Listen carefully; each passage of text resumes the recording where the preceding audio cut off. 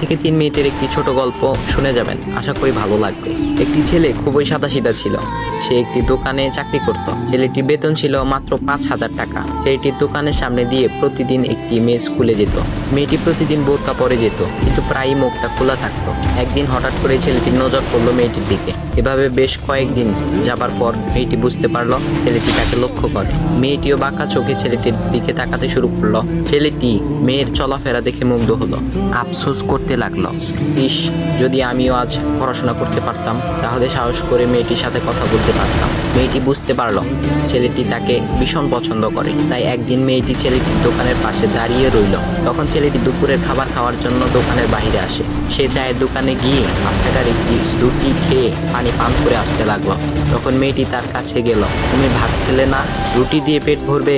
তখন ছেলেটি মেয়েটিকে দেখে অবাক হয়ে গেল। তখন ছেলেটি বলল, আমি ভাত খেলে আমার মা, বাবা আর ছোট বোনকে কি খাওয়াবো? মেয়েটি শিক্ষিত, তাই অল্পতেই বুঝে গেল।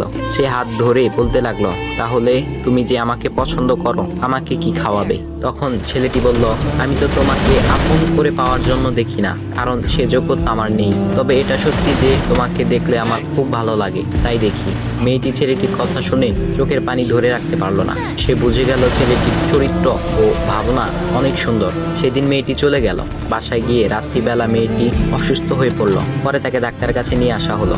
বলা হলো মেয়েটার 2টি কিডনি নষ্ট হয়ে গেছে। তখন মেয়ের বাবা ফোন করলো তার বন্ধুর ছেলেকে, যার সাথে বিয়ে দেওয়ার জন্য সে পাগল। কিন্তু মেয়েটি তার বাবার পছন্দের ছেলেকে বিয়ে করতে রাজি না, কারণ সে ছেলেটি টাকা থাকলেও কি হবে, তার চরিত্র খারাপ, সে লোভী। এদিকে মেয়েটির কোনো লোভ ছিল না। যাই হোক, হবু জামাই আসার পর তাকে সব খুলে বলল, তোমার থেকে একটি কিডনি খুলে আমার মেয়েকে দাও। তুমি তো বলছো আমার মেয়েকে তুমি অনেক ভালোবাসো, তাকে পেলে তুমি ভালো হয়ে যাবে, তাহলে আজ পরীক্ষা দাও। তখন ছেলেটি বলল, আমি আপনার রোগা মেয়েকে বিয়ে করতে পারবো না, আমার কি সুস্থ মেয়ের অভাব নাকি? এ বলে সে চলে গেল। বাবা তখন কেঁদে কেঁদে মেয়ের কাছে সব খুলে বলল। মেয়েটি বলল, বাবা তুমি কেঁদো না, একটা পথ এখনো আছে। আমাদের সামনে মোড়ে বড় একটা দোকান আছে না, তুমি সেখানে যাও। সেখানে যে তাইয়ুব নামের একটা ছেলে আছে, তাকে নিয়ে আসো, আমার কথা বলো। তখন মেয়েটির বাবা ছেলেটিকে নিয়ে আসলো। মেয়েটিকে দেখে ছেলেটির চোখ ভিজে পানি পড়তে লাগলো, কারণ মেয়ের বাবা তাকে সব খুলে বলেছে। তখন ছেলেটি মেয়েটিকে বলল, তুমি আমাকে একটা কিডনি দিবে? ছেলেটি বলল, কিডনি দেবার জন্যই আমি এসেছি। মেয়েটি তাকে বলল, তুমি কি চাও? ছেলেটি বলল, তুমি সুস্থ হয়ে আমার দোকানের সামনে দিয়ে যাবে, আর দূর থেকে আমি তাকিয়ে দেখব, এই অনুমতিটুকু চাই। এ কথা শুনে মেয়েটিও ও তার বাবা তাদের চোখের পানি ধরে রাখতে পারল।